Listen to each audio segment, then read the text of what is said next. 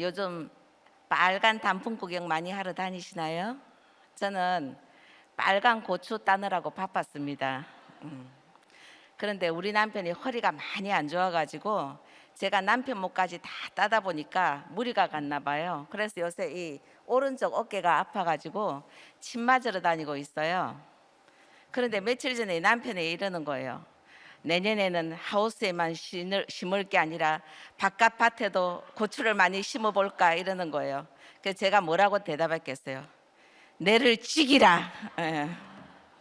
예. 우리 목사님께서 미주 집회에서 그 목사님의 인생을 해석해 주시는 에스겔 설교를 하시는 걸 많이들 들으셨죠. 오늘 본문인 에스겔 33장 10절에서 20절은 집회에서 전하신 본문인 에스겔서 18장 23절에서 31절과 거의 같은 내용입니다.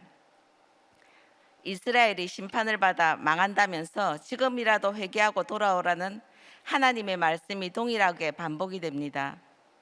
성경에서 같은 말씀이 반복된다는 것은 그만큼 하나님의 절절한 마음을 드러내시는 일입니다. 하나님은 에스겔을 통해서 첫째, 악한 길에서 떠나라고 하십니다. 10절에 이스라엘 백성들은 그동안 에스겔 선지자가 목이 터지게 하나님의 말씀을 전해도 거들떠도 안 보다가 바벨론이 침략이 현실화되고 예루살렘 성이 무너지는 일을 목전에 두는 환란이 오자 비로소 에스겔의 예언을 떠올리면서 자신들의 죄와 허물을 말하기 시작합니다. 그러나 힘들고 아플 때 죄책감을 느끼는 이유는 회개보다는 두려움 때문이라고 목사님께서 말씀하셨듯이 두려워 떠는 그들의 모습은 환란이 오면 벌받아서 이런 일이 왔나 하는 불신자들의 수준과 별로 다르지 않습니다. 그들의 죄는 절망과 낙담의 소재가 될 뿐이고 마음을 찢는 눈물의 회개에 이르지 못하고 탄식만 할 뿐입니다. 범인이 경찰에 잡혀가면서 보이는 자포자기 상태와 별로 다를 것이 없지요. 회개는 소극적인 자포자기가 아니라 오히려 적극적인 반전입니다. 내가 죽을 인간이지만 하나님께서 내 죄를 용서하시고 살려달라고 부르짖는 일입니다. 그럼에도 이렇게 낙담하며 자포자기하는 백성들을 버려두지 아니하시고 하나님은 지금까지 너희들이 죄와 허물 가운데 살아왔지만 이제라도 회개하여 죄에서 돌이키면 살려주겠다고 하십니다. 그것도 나의 삶을 두고 맹세한다고까지 하십니다. 대통령이 대통령직을 걸고 살려주겠다고 해도 대단한 일인데 천지의 하나님께서 하나님의 삶을 걸고 맹세하신다니 어마어마한 일인 거지요. 잘한 건 없고 배신만 일삼는 백성들을 하나님은 어지간히 짝사랑하시는 것 같습니다. 바벨론의 침략이라는 환란의 사건이 없었다면 그나마 백성들은 죄책감이 들지도 않았을 것이고 거짓 평안을 누리고만 있었을 겁니다. 저도 환란의 사건이 찾아오지 않았다면 여전히 죄 속에서 멸망할 평화와 행복을 누리고 살았을 인생입니다. 남편의 바람 사건과 사업의 부도 그리고 자녀의 고난으로 인한 환란이 연속적으로 오면서 이스라엘 백성들처럼 죄책감과 두려움에 떨던 그때에 에스겔 선지자 같은 목사님을 통해 주시는 하나님의 말씀이 제게 임하여 살아나는 인생이 됐습니다. 말씀이 없으니 하나님을 섬긴다고 하면서도 이스라엘 백성들처럼 내 뜻과 욕심이라는 우상을 섬기고 내 작정대로 산 것이 악인의 삶이란 걸 몰랐던 저였습니다.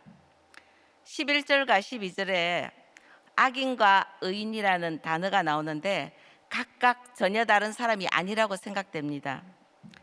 악인도 의인도 다 우리의 모습입니다. 왜냐하면 우리 속에는 예수님의 DNA도 있고 아담의 DNA도 있기 때문입니다.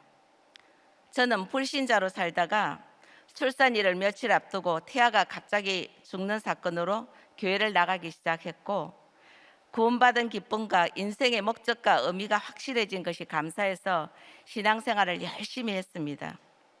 주일 예배, 수요 예배, 구역 예배, 새벽 기도, 금요 철야 예배를 빠지지 않고 드렸습니다. 그 시절에 딸이 초등학교 1학년 입학해서 첫 소풍날인데 구역 예배에 참석해야 한다고 제가 안 따라가서 엄마가 다 따라왔는데 혼자만 밥을 먹게 할 만큼 제가 그렇게 열심을 낸 자였습니다. 사실 이 일은 미안함으로 마음에 걸리는 일이 됐습니다. 저는 그렇게 혼자만 열심을 내는데 그치지 않고 열심을 내지 않는 다른 성도들을 판단하고 정죄하면서 종교적 열심이야말로 예수님의 DNA를 나타내는 행동이라고 착각하며 제가 살았습니다. 11절에 악인을 언급하시는데 사람들은 악인이란 눈에 보이는 나쁜 짓을 하고 남에게 해를 끼치는 사람이라 생각합니다. 역사 속의 악인들 명단을 보면 수많은 기독교인을 죽이고 자기 어머니와 아내까지 죽인 폭군 네로 황제, 그리고 역시 수많은 사람들을 파리 잡듯 죽인 히틀러와 스탈린 같은 독재자들이 나열됩니다. 이들이 악인이라는데 동의하지 않을 사람은 없을 거예요.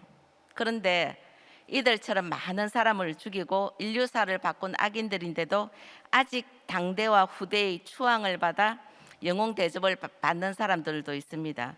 모택동이나 김일성 같은 사람들이 이런 사람들이죠. 게다가 또 다른 곳에 실린 악인 명단을 보면 약간 고개를 갸웃하게 됩니다. 아프리카 선교사로 유명한 리빙스턴과 동시대를 산 기자이자 탐험가였던 스탠리는 교과서에서도 실린 인물인데 그를 아프리카의 제국주의 경쟁에 불을 당겼다며 악인 명단에 올렸고, 그 다음에 아메리카 대륙을 발견한 콜럼버스도 약탈한 악인으로서 명단에 올렸더라고요. 또 우리 9.11 테러 유명한데 그 테러에서 악명을 떨친 오사마 빈 라덴을 우리는 다 악당이라고 하죠. 그러나 그는 자기들 세계에서는 무슬림을 위한 성전을 이끈 의인이며 영웅으로 대접받고 있습니다. 이처럼 역사적 인물들은 보는 사람의 시각에 따라 악인도 의인도 되는 것 같습니다. 요즘은 모든 도덕과 윤리의 근본이 흔들리는 시대라서 우리가 악하게 보는 사람들도 위대한 인물이라 칭하는 경우가 종종 있습니다.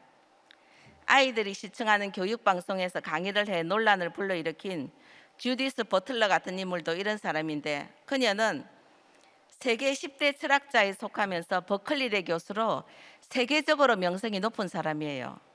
그런데 그녀는 근친상간, 동성애, 성전환, 그리고 아이들을 성적 대상으로 삼는 소아성애를 지지하면서 이런 일들을 반대하는 생각과 제도를 인권을 탄압하는 악으로 몰아붙입니다. 그녀의 이론에 힘을 얻은 동성애자들과 소아성애자 그리고 극렬 페미니스트들이 대놓고 자신들이 하는 것은 죄가 아니라고 정당성을 외치게 됐습니다. 그야말로 악이 선이 되고 선이 악이 되는 혼돈의 시대인 거죠. 그러면 선과 악의 기준, 즉 악인과 의인의 기준은 뭡니까? 하나님은 성경으로 선과 악을 분명하게 말씀하시는데 인간이 죄를 짓고 살기 때문에 자기 죄를 합리화하고 싶어서 주디스 버틀러 같은 사람에게 열광하는 겁니다. 악인과 의인의 정의를 우리는 인간적 기준에서 자꾸 생각하는데 그 기준은 하나님이 세우셨습니다. 하나님 보시기에 악하면 악인이고 하나님의 기준에 어렵다 하면 그는 의인인 겁니다. 사람에게 겸손해 보이도 하나님을 무시하면 그를 악인이라 하십니다. 시편 1장에서 하나님은 악인의 정의를 확실하게 하셨죠. 나쁜 길을 따르는 자, 죄의 자리에 서는 자, 오만한 자, 그리고 바람에 나는 겨처럼 이리저리 흔들리며 정함이 없는 자가 악인이라고 하세요. 나쁜 깨는 자기 정력도로 살기 위해 하나님의 말씀이 아닌 자신의 생각에 따라 실행하는 지혜이고 그 지혜대로 행하는 것이 죄의 자리에 서는 일입니다.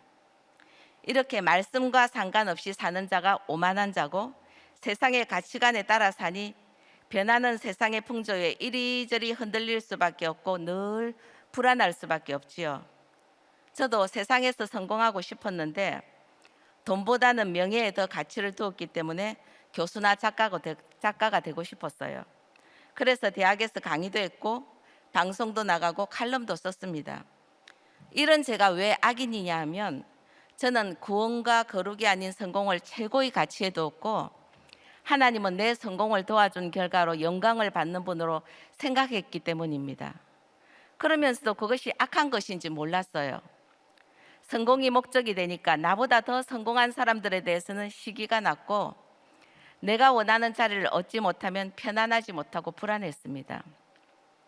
목사님은 돈과 자녀를 다 내려놓으면 다 내려놓는 것이라고 말씀하시는데, 돈과 자녀를 성취와 보상이라는 단어로 표현할 수도 있을 것 같아요.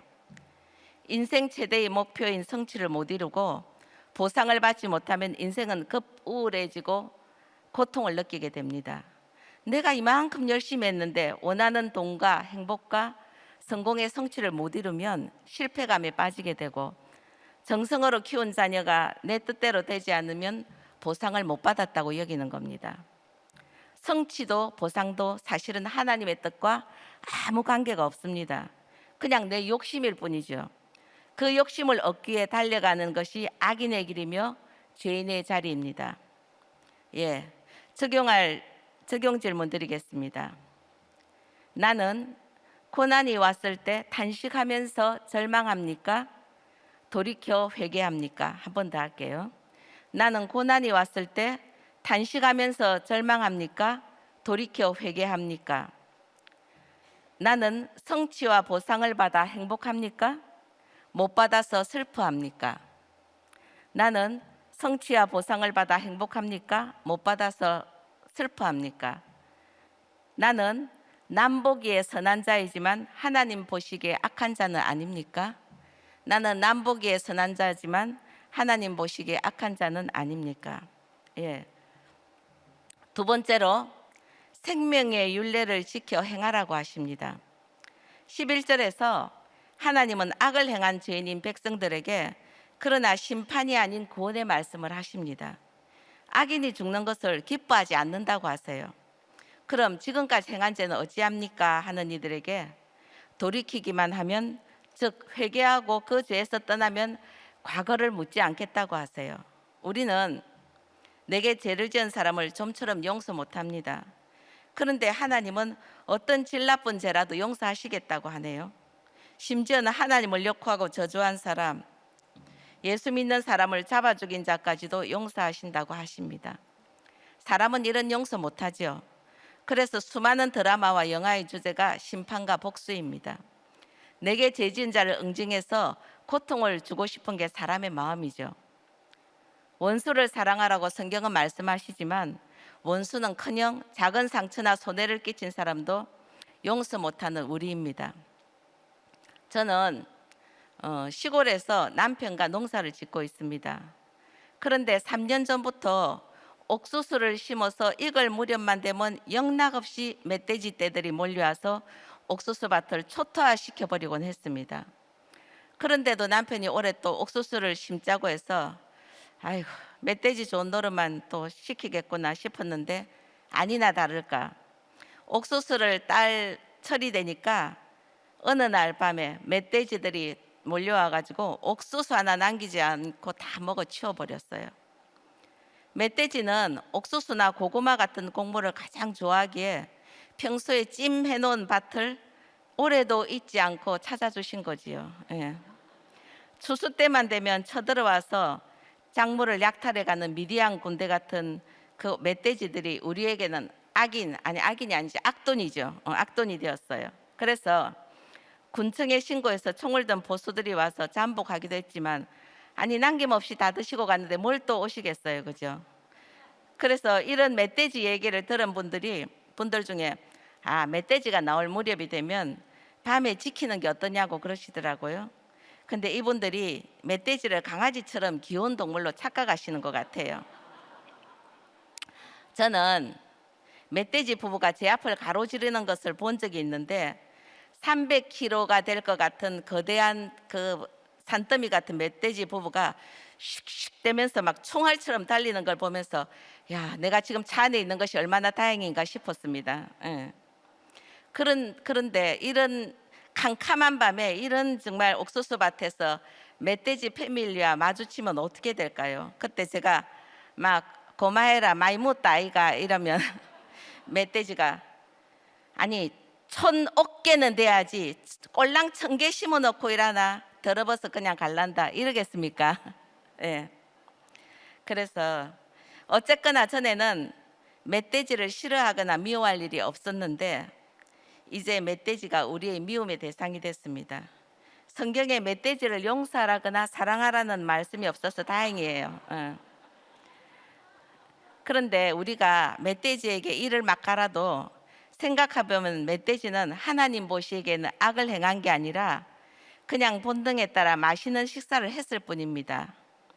사람은 내게 해를 끼치든지 내게 미운 짓을 하면 쉽게 악인으로 단정해 버립니다. 기준이 나인 거죠.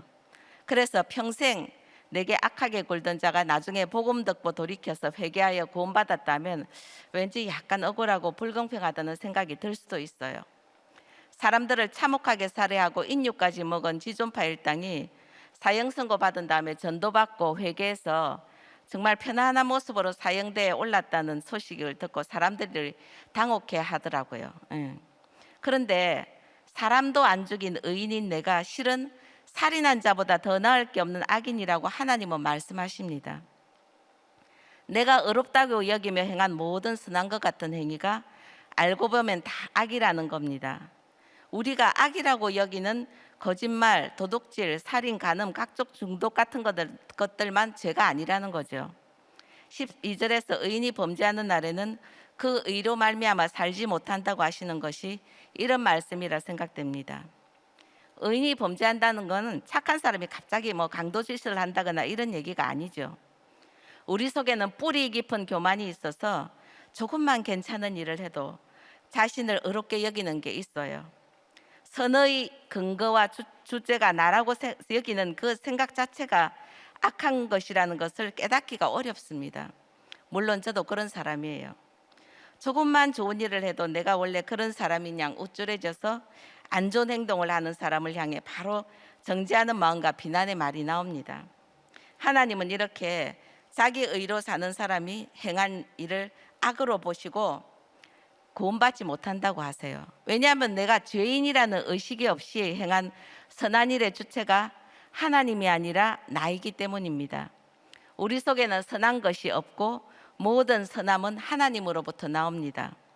하나님의 정의와 공의는 회개를 통하지 않고는 우리에게서 실행될 수가 없어요. 간혹 인간적인 정의와 공의로 15절 말씀처럼 저당물을 덜어주고 강탈한 물건을 돌려보낼 수도 있죠. 그러나 이것은 하나님의 말씀 때문이 아니고 내가 이만큼 선한 사람이라는 도덕적인 만족을 얻든지 남에게 드러내고 싶은 동기에서 하는 일입니다. 그리고 마지막에 나오는 생명의 율례를 지켜 행하는 일은 더구나 할 수 없습니다. 생명의 율례는 하나님의 말씀이고 회개한 의인만 말씀을 지켜 행할 수가 있습니다. 자기 죄를 못 보니 사람들은 17절의 이스라엘 백성들처럼 주의 길이 바르지 않다고 해요. 즉 하나님이 정의롭지도 않고 공의롭지도 않고 세상이 불공평하다고 원망합니다. 하나님이 계신데 왜 세상이 이러냐? 하나님이 있으면 왜 내가 이렇게 고통을 받아야 하냐면서 세상의 고통과 내 고통이 하나님의 잘못된 불공평 탓이라고 하는 겁니다. 실직을 해도 사업이 망해도 코로나에 걸려도 가족이 사고를 당해도 이 모든 일이 불공평한 하나님 때문이라는 거죠. 목장을 하다 보면 이렇게 하나님이 불공평하다고 말하는 지체들을 가끔씩 봅니다. 저희 자녀도 그렇습니다. 공부를 곧잘 하다가 마음이 힘들어져서 원하는 대학을 못 간 것도, 또 마음이 힘드니 제대로 된 직장도 못 다니고 눈높이에 못 미치는 배우자를 만나 살면서 날마다 싸우고 욕설을 듣는 것도 다 불공평하다는 겁니다. 그러다 보니 늘 남의 학벌이 부럽고 직장이 부럽고 좋아 보이는 배우자들이 부럽고 고난 없는 인생들이 부럽습니다. 그런데 이것이 다 하나님 탓이고 가족 탓인데 자꾸 피해자인 내 죄를 보라 하니 짜증이 나고 예배도 목장도 불편하고 싫은 미양처럼 느껴져 다른 곳으로 출항하고 싶어지는 겁니다. 이스라엘 백성들의 마음도 이와 비슷하지 않았을까 해요. 자기들이 죄인이라면서도 사실 마음 깊은 곳에서는 우리가 모태신앙으로 하나님 섬겼고 평생 예배드리고 헌금도 많이 하고 봉사도 했는데 우리가 죄를 지으면 뭐 얼마나 지었다고 우리를 이리도 괴롭히고 고통을 주시나라는 원망의 마음이 분명히 있었기 때문에 주의 길이 바르지 않다는 말이 나오는 거죠. 이런 백성에게 하나님은 끝까지 악에서 돌이키라, 정의와 공의를 행하라고 회개를 촉구하시면서 그래도 회개 안 하면 그때는 너희가 행한 대로 심판할 수밖에 없다고 하세요. 이 말씀을 몇 번이나 반복해서 하시는 것은 그만큼 회개하기를 바라는 주의 마음이 간절하심을 보여주는 거죠. 저도 처음에는 내 죄를 보라는 말씀을 들으며 기억나고 생각나는 죄들을 회개하고 고백했습니다. 이런 회개는 꼭 필요하죠. 내가 세상 사람들이 다 짓는 죄를 똑같이 아니면 더 많이 지은 자이니 남보다 조금도 다 나을 게 없는 죄인이라는 걸 인정하는 것이기 때문입니다. 그래서 아덴 사람들처럼 세상의 무신론적 사상을 세련되고 멋진 걸로 여기고 믿은 죄, 예수 믿는 청년들을 쪼달아 본 죄, 혈기 많은 남편을 정죄하고 욕한 죄, 자녀를 온전히 사랑하지 못하고 상처 준 죄, 교수나 작가를 우상으로 여긴 죄, 우리 가정의 행복만 생각한 이기적인 죄, 나를 어렵게 여기며 남을 함부로 판단하고 정죄한 죄, 시기와 질투의 죄, 교만의 죄, 미움의 죄, 거짓말한 죄 등 셀 수 없이 많은 죄를 지은 것을 회개했습니다. 동창 중에 장관이 된 친구가 있어요. 근데 그의 임명 소식을 들었을 때 동창들은 아니 그 애가 이 사람이야 하면서 놀라움을 금치 못했는데 그는 우리 고등학교에서 예비고사란 걸 친 적이 있는데 그때 예비고사에 떨어진 전교에서 단 2명이 있었는데 그 중에 한 명이었어요. 그래서 그 친구가 예비고사에 떨어져도 갈 수 있는 대학을 갔는데 장관이 됐다는 그 놀라운 소식을 듣고 동창들은 의안이 벙벙한 거죠. 전교 1등 하던 친구가 아니라 전교 꼴찌 하던 친구, 그리고 사실 같은 반을 저하고 있는데 반에서 가장 얼굴이 안 생긴 친구였어요. 그래서 진짜 존재감이라고는 없던 그가 장관이 됐다는 사실을 다들 진짜 믿기 어려워했어요. 그런데 알고 보니까 시험에 떨어지는 단 2명에 끼어서 수치를 당한 그 친구가 그 수치와 열등감을 극복하기 위해서 그때부터 죽으라고 공부를 해서 박사도 되고 자기 분야에서 전문가가 되어 장관까지 임명되었다니까 그 결과는 진짜 눈물의 승리라고 축하해 줘야 될 일이었어요. 그럼에도 친구들은 약간의 시기와 약간의 비웃는 마음으로 그를 씹은 것 같아요. 뭐 저도 그 중에 끼어 있었죠. 예. 저는 이런 유치하고 가정한 죄를 비롯해서 생각나는 죄는 다 회개를 했으니 더 이상 크게 회개할 것은 없을 거다 이런 생각을 했어요. 그러나 목사님께서 로마서 3장 20절 설교에서 입으로만 죄인이라고 고백해서는 소용없고 내 죄가 얼마나 참혹한지를 두려워하고 아파하는 지경까지 가야 된다고 말씀하셨죠. 그 말씀대로 회개한 평안과 달콤함 속에 머물러 있지 못하도록 광풍 같은 사건들이 몰려왔습니다. 빚에 시달리다가 결국 망해서 주민들이 다 지켜보는 가운데 살던 집에서 쫓겨나는 사건도 있었고요. 그리고 잔해로 인해서 마음이 무너지고 통곡이 나오는 정말 두렵고 아픈 고난들을 통해서 죄로 인한 쓰디쓴 열매를 맛보고 제 죄의 참혹함을 깨닫게 되면서 더 깊은 회개를 하게 됐는데 정말 말씀이 들리는 수준만큼 회개하게 된다는 것을 제가 알게 되었습니다. 예수님을 갓 믿었을 때의 회개와 10년 전의 회개 그리고 지금의 회개가 다릅니다. 사실 저라는 사람은 얕은 물가에서 놀면서 깊이 들어가기 싫어하는 자였어요. 예. 주님이 견인해 가시는 인생을 산다는 것은 사도 바울처럼 무섭고 힘든 길을 가는 거라 여겼습니다. 여전히 영적 전쟁보다는 평안과 안정을 바라는 자이고 육신의 즐거움도 포기하고 싶어 하지 않는 저였죠. 저의 치명적인 악은 여기까지만이라고 하는 겁니다. 주님은 저를 죽을 때까지 계속 만들어가길 원하시는데 저는 이제 여기까지만 하시면 안 될까요? 라며 마치 일을 다 마친 종처럼 안주하려는 악하고 게으른 마음이 있습니다.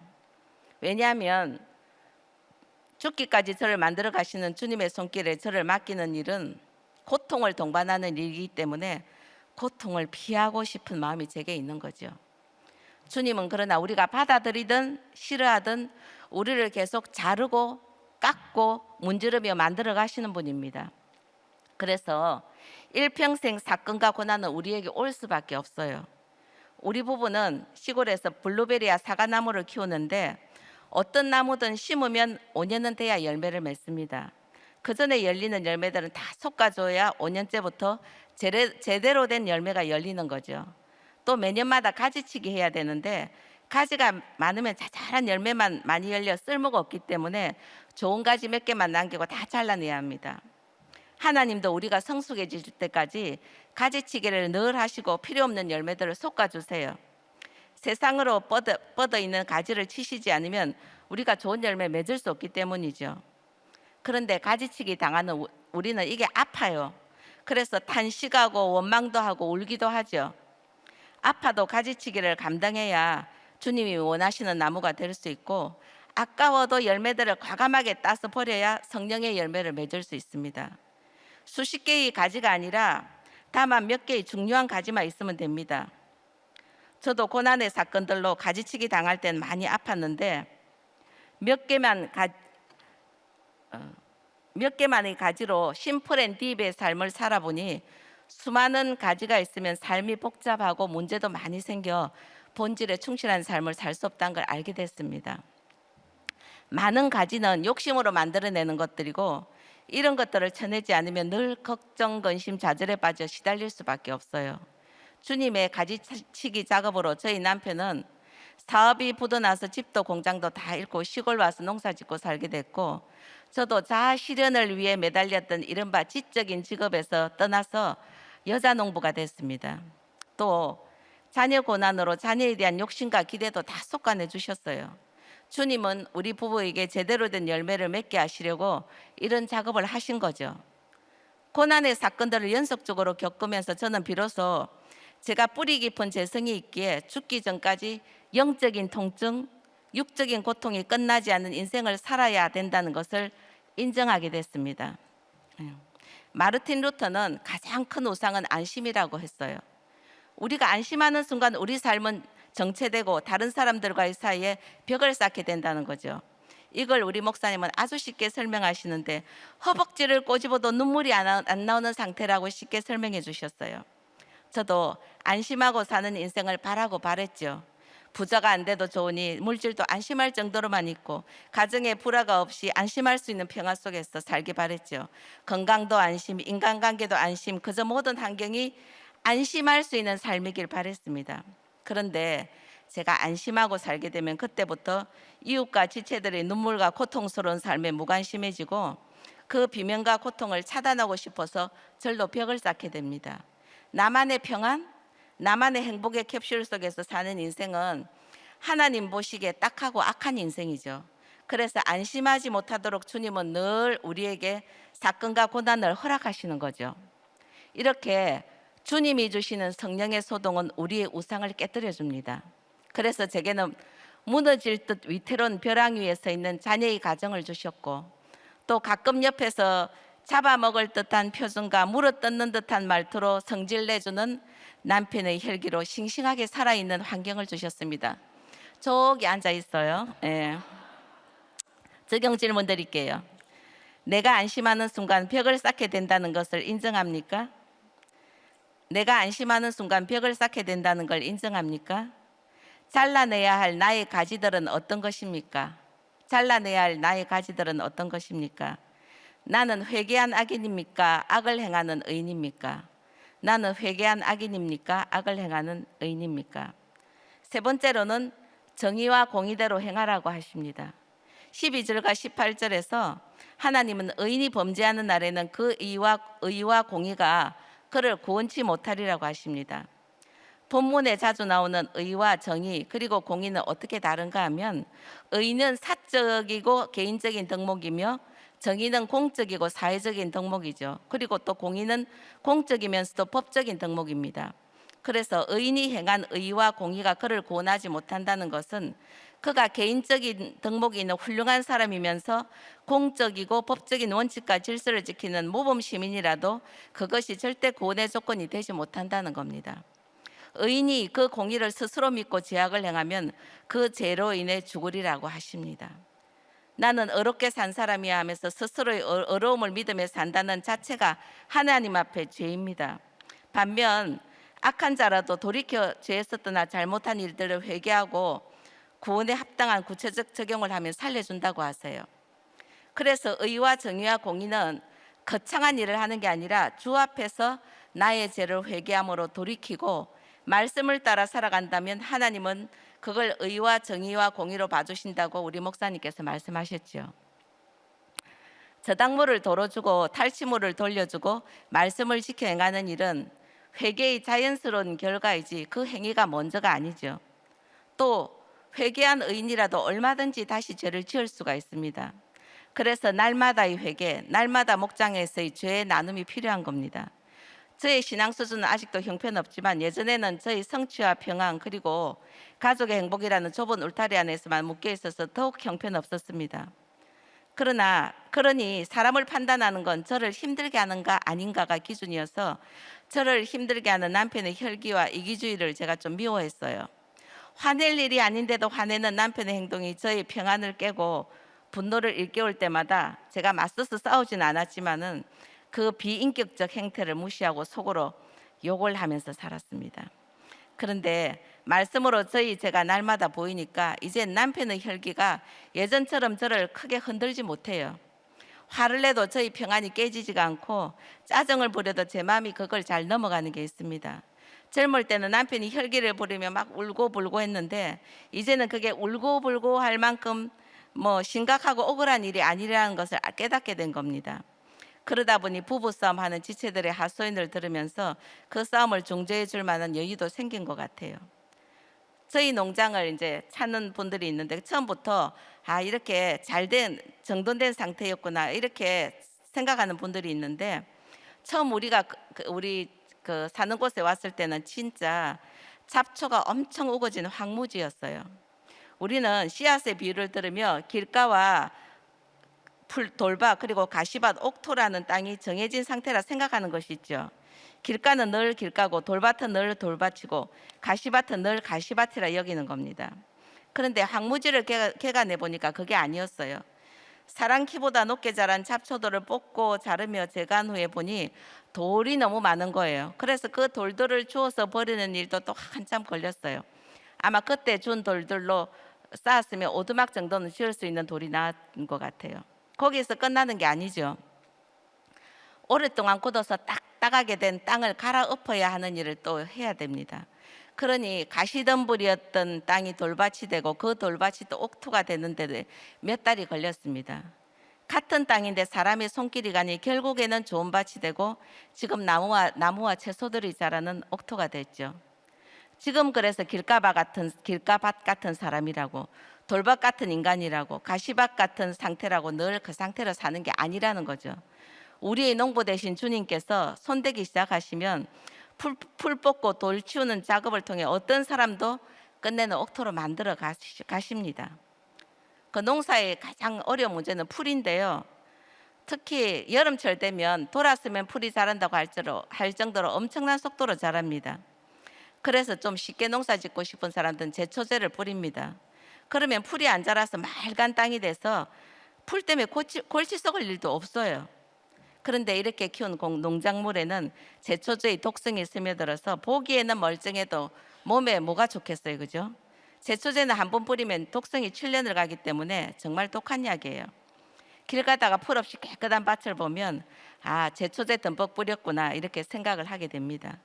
하나님은 우리 인생의 성장을 막고 결실을 방해하는 잡초가 자라도 절대 제초제를 뿌려서 우리를 편하게 만들어 주시질 않습니다. 대신 나를 힘들게 하고 방해하고 해를 주는 풀을 날마다 뽑는 수고를 하게 하세요. 왜 나를 힘들게 하고 괴롭게 하는 잡초를 주시나 원망할 수도 있지만 잡초를 날마다 뽑아내면서 안간힘 쓰며 자라가는 내 모습이 하나님이 만들어 가시는 작품이라는 겁니다. 잡초도 죄악처럼 초기에 뽑아야 쉽게 쑥 뽑혀요. 자라면서 뿌리를 깊게 내리면 뽑기가 점점 어려워집니다. 그런데 그런 잡초도 잘 뽑을 수 있는 때가 있는데 비가 온 직후예요. 땅이 촉촉하게 젖으면 뽑히지 않던 잡초가 쉽게 쑥 뽑힙니다. 우리도 내 속에 오랫동안 뿌리 내린 죄와 중독을 뽑으려면 말씀으로 심령에 확 젖어야 됩니다. 그래야 그 악과 중독을 뿌리 뽑을 수가 있는 거죠. 젖어 있지 않은 마른 상태로 잡초 뽑기를 한다면 잎만 뜯겨지고 뿌리는 남아서 또 잡초가 자라니 결국 팔만 아픈 거죠. 실패할 수밖에 없어요. 잡초 같은 나의 죄와 중독을 날마다 큐티와 예배와 목장에서 뽑아내다 보면 완전히 제거하진 못해도 잡초들이 남아있어도 나무와 채소는 잘 자라서 결실을 맺게 됩니다. 사실 잡초가 완전 제거된 밭이란 건 있을 수도 없죠.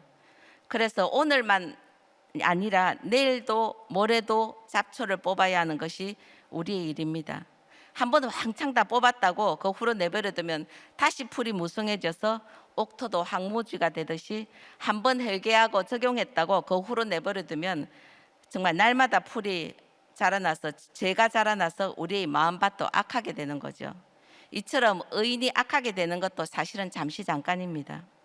그래도 우리 인생의 고난이라는 풀을 다 제거해 주는 것은 독이 되는 이름을 아시기에 주님은 우리 인생에서 고난을 제거하지 않으십니다. 사는 게 왜 이리 힘들어야 한다면서 나를 괴롭히는 사람과 사건이 다 없어지기를 원하는 마음이 제게도 있었습니다. 그런데 그 고난들은 제게 자라고 있는 죄와 악의 잡초들을 날마다 말씀으로 촉촉이 젖은 제게서 뽑아내는 일을 하게 하기 위함이었고, 그러면서 저는 비로소 조금 더 나은 밭으로 변해가는 인생이 될 수 있었습니다. 이런 하나님의 섭리와 그 사랑을 모르면 힘들고 고난이 오고 인생이 잘 안 풀리니 17절의 백성들처럼 밤낮 하나님이 공평치 않다, 바르지 않다, 원망불평하는 인생을 살 수밖에 없지요. 그런 사람들에게 나의 고난이 나를 거룩하게 만들어 가시는 하나님의 사랑과 은혜였다는 것을 말해주는 것이 우리의 사명입니다. 다행히 저는 주님께 고난의 선물 세트를 조금 받았기에 남편의 고난, 자녀의 고난, 물질의 고난으로 힘든 중에 있는 사람들에게 해줄 말이 있는 인생이 됐습니다. 그리고 우리 남편은 국립호텔까지 가봤기 때문에 우리는 그곳에서 친환경 무상급식을 드시고 있는 지체들에게 위로와 복음을 전할 수 있는 자격도 얻은 것 같아서 아는 분들을 찾아서 여기저기 면회도 다녔습니다. 그 몇 해 전에 우리와 목장을 같이 했던 어느 남자 집사님이 얼마 전 국립호텔에 입소했다고 하네요. 그 집사님은 교회를 다녀도 선악의 개념이 조금 모호한 데다가 어른아이 같은 미성숙한 분이어서 주위 사람들에게 좀 근심을 끼쳤죠. 말씀도 안 들리고 예배도 목장도 그저 가다 말다 이렇게 하니까 도무지 변할 기미가 없는데 마침내 갑질과 음주운전으로 구속되고 재판 중에 있습니다. 사실 그 정도는 감옥을 안 갈 수도 있는 사실은 경범인데, 그 갑질을 당한 상대가 합의도 하기 전에 사고로 죽는 바람에 그냥 합의를 못해가 감옥까지 가신 거죠. 예. 평생 힘들고 어려운 것은 옆 사람에게 떠넘기고 욕망과 혈기 따라 사셨기에 그분이 인생의 추위를 모르고 지냈는데, 주님이 철이들 좀 들라고 추운 밤을 견뎌야 하는 땅에 옮겨 심으시니까 회개의 편지를 목장에도 보내고 저희 부부에게도 보냈어요. 그 한 줄을 읽어드리면, 저는 우리 교회에 온 지 5년 만에 처음으로 큐티 책도 읽고 목사님 책도 5권이나 읽었습니다. 이제서야 구속사가 이해되고 저희 죄가 보여 회개했습니다. 같은 방에 있는 사람에게 전도해서 매일 함께 큐티를 하고 있습니다 라고 썼습니다. 딱딱한 건빵이 뭐 고기 만두로 변한 것 같지 않습니까? 예. 이렇게 국립호텔은 육적으로 추운 곳이기에 영적으로 살아나기 좋은 곳입니다. 사과도 배추도 무도 낮과 밤의 기온차가 많이 나야 단단해지고 단맛이 나요. 그러려면 낮은 뜨거운 햇빛에 쬐이고 밤은 몸이 그저 떨릴 만큼 차갑게 기온이 내려가는 단련을 받아야 좋은 작물이 됩니다. 우리는 그저 밤도 낮도 따뜻하게 살기 좋은 온도와 날씨만 바라는 마음이 있죠, 그죠? 고난 없이 봄과 같은 환경이 계속되길 바라는 거예요. 그러나 농부는 덥다가 춥다가 하는 힘든 환경이 좋은 작물을 만드는 걸 알기에 살기 좋은 환경을 농작물에 주지 않습니다. 하나님도 우리에게 추운 밤이 필요한 걸 아세요. 저는 사업이 망해서 집도 회사도 없어지는 추운 밤을 겪으면서 그 추운 밤이 저를 단단하게 만들었고, 그 속에서도 주님은 저를 보호하시고 인도하신다는 걸 깨달았습니다. 등 따시고 배부를 때 느끼지 못했던 주의 은혜를 날마다 깨닫고 산 나날이니 춥지만 은혜의 밤이었던 것 같아요. 여러분들 인생에도 혹시 추운 밤이 찾아왔다면 그 밤이 은혜의 밤인 줄 아시기 바랍니다. 예전에는 사람들이 모여 사는 마을이나 혈연관계가 공동체 역할을 했지만 요즘은 마을 공동체나 친척 공동체의 개념이 없어졌어요. 우리 마을도 몇십 가구가 살지만은 공동체가 아니라 그냥 인사하는 정도로 지냅니다. 함께 울고 웃으며 마음을 나누고 삶을 나누는 공동체는 사실 예전에도 없었지만 요즘 같은 세상에는 더욱 희귀하게 됐습니다. 그런 세상에서 우리들 공동체에 속해서 살아간다는 게 얼마나 귀하고 선택받은 일인지 모릅니다. 공동체에 오지 않았다면 남편의 바람 사건이 상처로 오래 남아서 아마 불화의 뿌리가 됐을 겁니다. 그런데 목사님의 말씀과 지체들의 간증을 들으며 그 상처가 진짜 빠르게 치유되었어요. 망하는 사건은 이미 공동체에서 말씀으로 미리 예방주사 맞고 목장에서 나누면서 마음의 준비를 많이 했기에 어렵지 않게 넘어갈 수 있었습니다. 자녀 고난이 제게는 가장 어렵고 고통스러운 일이었는데 고비마다 공동체의 기도가 있었고 말씀의 건강한 처방이 있었기에 여기까지 올 수 있었습니다. 7년 동안 정말 당장이라도 무너져 내릴 것 같은 자녀 가정의 사건이 수없이 오고 갔지만은 지체들의 기도와 지혜로 고비를 넘어가곤 했습니다. 나 홀로 기도하는 것만으로는 안 되고 강력한 말씀과 공동체의 지혜와 기도가 내 사건이 성령의 소동임을 깨닫게 해주고 적용하게 해서 우리의 가정들을 지켜주는 것입니다. 적용 질문 드리겠습니다. 날마다 내 죄의 잡초를 뽑는 큐티를 잘하고 있습니까? 날마다 내 죄의 잡초를 뽑는 큐티를 잘하고 있습니까? 하나님이 공평치 않다고 불평하는 것은 없습니까? 하나님이 공평치 않다고 불평하는 것은 없습니까? 때마다 일어나는 일을 목장에서 적시 나눕니까? 때마다 일어나는 일을 목장에서 적시 나눕니까? 예, 말씀은 여기까지 하고 기도하겠습니다. 저하고 또 이게 얘기 좀 하셔야죠. 예, 예. 근데 온라인이 돼가지고 아주 교회를 안 오니까 집사님은 너무 초원님은 너무 좋으셨겠어요 그동안, 그죠? 아이고, 사람이 얼굴을 보고 살아야지요. 이 영상으로만 하니까 다들 그래요. 막 네. 목장도 듀오로 하고 줌으로 하고 하면 네. 너무 이렇게 음. 피곤하기도 하고 뭐가 이렇게 만날 때 하고는 보다 이게 너무 뭐가 너무 소통이 다르죠, 안 그죠? 된다는 거예요. 저도 예. 너무 답답하더라고요. 예. 네, 근데 진짜 이제 오늘 진짜 이렇게 그 10% 됐을 때 우리 최초원님이 지금 이렇게 설교를 하시네요. 아, 오늘 그래요? 10% 돼서 굉장히 좀 많이 왔잖아요. 아, 그러네요. 예, 예, 어제 그제부터 예. 예, 굉장히 그 하나님 회복을 시켜주실래는가 봐요, 여러 가지로. 예, 예. 감사한 일이죠. 그런데 이제 농사를 이렇게 계속 짓다 보니까 이제 농사꾼이 된 것 같아요.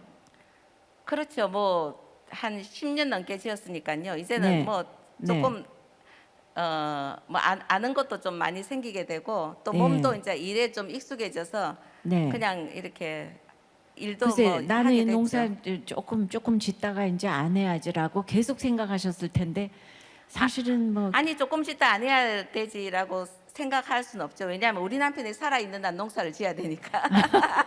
아니 그러니까 그거밖에 길이 없으니까. 아, 그렇죠. 예.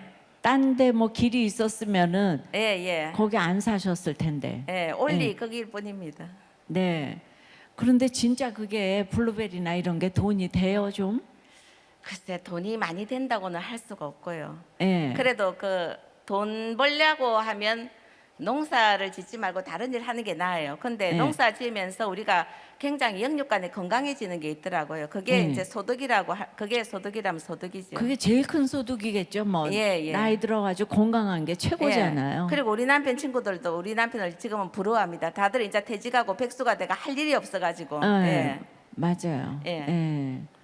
근데 저 집이 그냥 너무 그냥 별장 같아서 좋았는데 요즘에는 그 집 가꾸고 살 여가가 없을 것 같아요. 농사철에는 그냥 이게 되는 대로 삽니다. 네. 근데 멧돼지가 못 들어오게 이렇게 철창을 해놓으면 안 돼요? 아이고 우리가 그래서 금년에 무슨 이제 돈을 주고 사가지고 뭐 울타리도 만들었어요. 예. 근데 걔들의 그 힘과 이 덩치에도 그게 못 당해가지고 다 넘어가요. 예. 아, 그 저기 뭐야. 울타리가 소용없게 됐어요. 울타리가 소용이 예, 없어요. 그냥 넘어뜨리면서 들어오는 거죠. 예. 아, 울타리를. 예. 근데 그 멧돼지 몇 마리가 그렇게 옥수수를 다 먹어치우죠? 첫 해에 3,000개 심었는데 다 먹은 거 보니까 이게 군단이 굉장히 이게 여러 마리인 것 같아요. 한두 근데 마리가 그거 그렇게 못 먹죠. 자기네들이 가져가는 거 아니에요? 가져가는 거 아니고 또 그 자리에서 먹어치우는데 다 없어진 거예요? 예, 그것들이 뭐 주머니가 없는데 어디에 갖고 가겠어요? 그러니까 멧돼지들은 가져가서 저금할 줄은 모르죠. 예, 그 자리에서 먹어치우는 게 멧돼지죠. 야, 그러니까 난 1년 농사를 했다고 생각했는데 예. 그게 하루 식량이네 그냥. 그렇죠. 군단이 와가지고 그냥 예. 엉글이 이렇게. 그럼 이제 내년에도 또 오시겠네요. 아, 그래서 내년에는 걔들을 좀 서운하게 해줄까 생각입니다. 야, 그래서 이제 옥수수 안 심으시려고요. 예, 근데 모르죠. 내년에 우리 남편이 또 갑자기 변덕이 나서 또 심자고 할지. 네, 진짜 그렇게 하니까 특별히 아프신 데는 없는 거예요? 아우, 저 시골 가서 살면서 원래 두드러기 나는 알러지가 있었는데 공기 좋은 곳에 사니까 그 병이 싹 없어졌어요. 네. 하나님이 축복도 많이 주셨는데. 아, 그렇죠. 예. 근데 그 작가, 교수 이 꿈을 어떻게 하시죠? 아니, 그래서 제가 뭐 제 주제를 알고, 교수는 조금 이제 강사라도 하면서 맛을 봤으니까 괜찮고, 작가는 그냥 제가 그때 전원일기 쓰면서 그냥 신전원일기 쓰면서 약간 수필같이 쓰는 것으로 제가 그냥 그걸로 만족하기로 했어요. 네, 계속 쓰세요. 신전원일기 워낙 글을 잘 쓰시니까. 예. 근데 우리가 뭐 어느 집사님 코너를 하나 좀 만들어서 이제 신전원일기 그 농사 얘기를 계속 우리가 들어야 될 것 같아. 예. 그러니까 아이들을 뭐 볼 시간도 없고 지금 농사 져야 되니까. 예, 제 어깨 아직도 아파요. 예. 아니 근데 아이들은 그래서 언제 쳐다보세요? 아이들은 그냥 저거가 오기도 하고 예. 이제 겨울철 되면 조금 한가해지니까 그때는 네. 이제 좀 뭐 다른 일도 하고 이렇게 만나기도 하고 일도 하고 그렇죠. 네, 우리는 갑자기 오늘 굉장히 그 평화로운 전원일기에 지금 인터뷰를 했어요. 예, 굉장히 치열한 그 남녀의 지금 갈등과 자녀의 갈등과 이런 게 하나도 없는 것처럼 계속 이 농사 얘기만 했어요. 사실은 굉장히 치열한 것도 많은데 그렇죠? 예, 그렇죠. 예. 네, 네. 말을 또 못할 수도 있어요 우리가. 그렇죠. 우리가 또 예. 누가 들을까봐 또 말도 못하는 그런 것도 있죠. 그래서 저도 오늘 여기까지만 하겠어요. 예. 예, 기도하겠습니다. 하나님 아버지, 에스겔 같은 목사님을 통해 회개라고 외치시는 말씀으로 저희 죄를 보게 됐고 회개한 인생임을 감사드립니다. 그러나 늘 안심하고 싶은 저희 악이 올라와 주님이 저를 거룩하게 만들어 가시는 일을 고통스럽게 여기며 한숨 짓는 연약한 인생임을 고백합니다. 회개한 악인이기에 주 안에서 선을 행하려 하지만 선함이 없는 저희 모습을 보며 주께서 견인해 주셔야만 의인이 될 수 있는 자임을 날마다 고백하며 갑니다. 아직도 회개하지 못하고 악인의 길을 가고 있는 가족들과 이웃들을 기억해 주셔서 자신의 악을 깨닫고 주의 은혜로 구원받게 해 주시옵소서. 우리들 공동체를 굳게 세워주시고 우리들의 큐티 사역이 온 한국계로 확산되어 자신을 의인으로 여기는 잠자는 성도들을 깨워주시옵소서. 이 나라를 긍휼히 여기셔서 위기와 한란에서 건져주시고 이 일에 꼭 필요한 지도자를 세워주시며 인권으로 포장하여 야망을 이루려고 하나님께 대적하는 데메드리오 같은 악한 자들의 거짓이 힘을 잃게 해주시옵소서. 태아생명보호법이 제정되게 하시고 평등법과 건강가정기본법 그리고 악한 인권 조례들이 통과되지 않게 하시고 이를 위하여 싸우는 주의 사람들을 도와주시옵소서. 남북한이 복음으로 하나 되는 날이 속히 이르기를 간구합니다. 아프간과 미얀마의 그리스도인들을 보호하시고 이 나라들의 심어놓은 복음의 불씨들이 꺼지지 않도록 지켜주시옵소서. 이 모든 말씀 예수님 이름으로 기도드립니다. 아멘. 오늘 이스라엘 백성들처럼 각자의 예루살렘 성이 무너지는 사건을 통하여 드디어 말씀이 들렸지만 마음을 찢는 눈물의 회개를 하지 못하고 절망과 낙담만 하는 우리의 모습을 회개하길 원합니다. 저도 가정이 무너지는 사건을 통해 말씀이 들렸지만 마음을 찢는 눈물의 회개를 하기보다 왜 나에게 똑같은 고난을 허락하시냐며 절망과 낙담만 하며 자포자기하고 싶었던 저였음을 고백합니다. 주님, 스스로 의인이라 생각하는 교만하고 우둔한 저를 불쌍히 여겨 주시옵소서. 이런 저희를 버려두지 않으시고 이제라도 회개하여 죄에서 돌이키면 살려주시겠다는 말씀이 들려 돌이키고 돌이키라. 너희 악한 길에서 떠나라. 어찌 죽고자 하느냐. 오늘 우리에게 해주시는 이 주님의 음성이 들리게 하여 주시옵소서. 그래서 구원과 거룩이 아닌 성공을 최고의 가치에 두었던 악인이 바로 나였음을 고백하며 회개하며 이제는 절망과 낙담에서 떠나 마음을 찢는 눈물의 회개를 하길 원한다고, 악한 길에서 떠나길 원한다고 절절한 우리의 기도 제목을 놓고 다 같이 주님의 이름을 부르며 기도하겠습니다. 하나님께서는 회개하고 그 죄에서 떠나면 과거를 묻지 않겠다고 하십니다. 이렇게 우리를 죽기까지 사랑하시어 회개만 하면 용서해 주시는데 여전히 죄인이 아닌 의인이라 생각하여 회개하지 않고 주님께 돌아오지 않는 우리 남편과 자녀를 위해 기도합시다. 오늘 평원님의 농부의 삶을 통하여 우리에게 나누어 주신 말씀처럼 성숙해질 때까지 하나님께서 우리의 가지를 쳐주시고 필요 없는 열매들을 속간해 주신다는 것을 들었으니 아파도 가지치기를 잘 감당하고 아까워도 열매들을 과감하게 따주어 성령의 열매를 맺는 나무가 될 때까지 견디고 기다리는 우리 가정이 되게 하여 주시옵소서.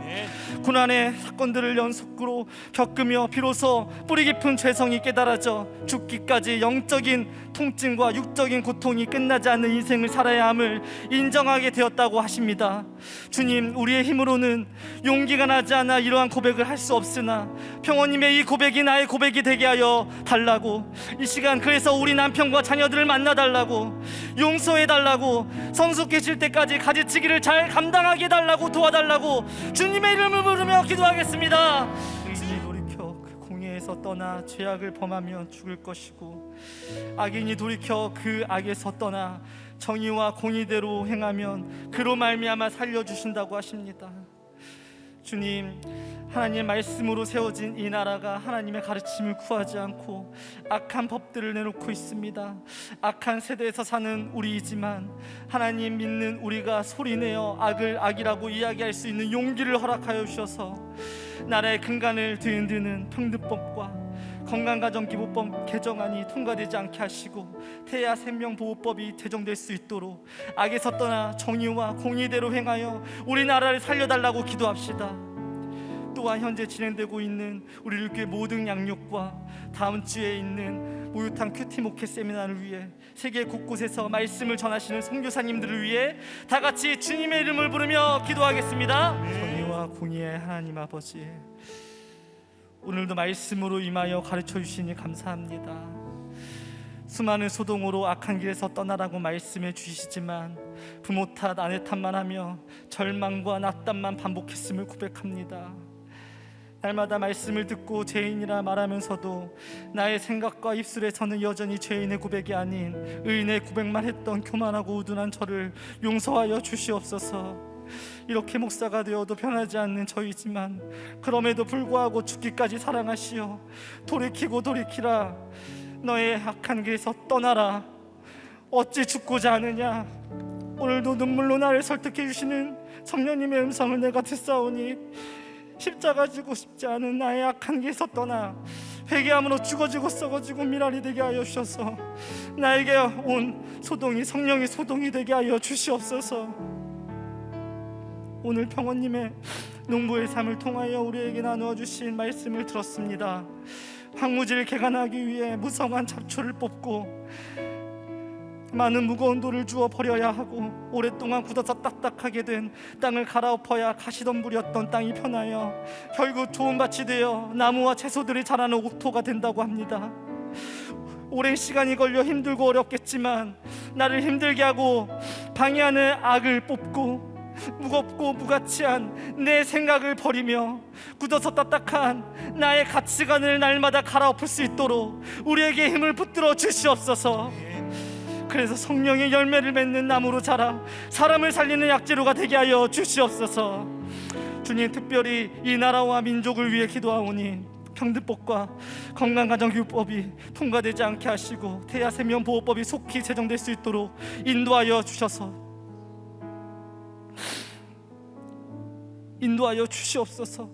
구원의 사명을 위해 좁은 길을 걸어가는 우리 교회 모든 양육과 사역 위에 다음 주에 진행되는 목욕탕 큐티 목회 세미나를 통해 가정이 살아나고 교회가 살아나게 하여 주시옵소서. 이 시간 이혼을 앞둔 가정을 위해 간절히 기도합니다. 죽어가는 우리 가정이 있다면 주님 살려주시옵소서. 깨지지 않게 도와주시옵소서. 날마다 말씀이 더해지고 살아나게 하여 주시옵소서. 늘 눈물로 걸어가시는 담임 목사님의 영육간에 강건하게 하여 주시옵고, 방송과 문선 사역에 더욱 기름을 부어주셔서 구원의 기쁜 소식을 곳곳에 전해지게 하여 주시옵소서.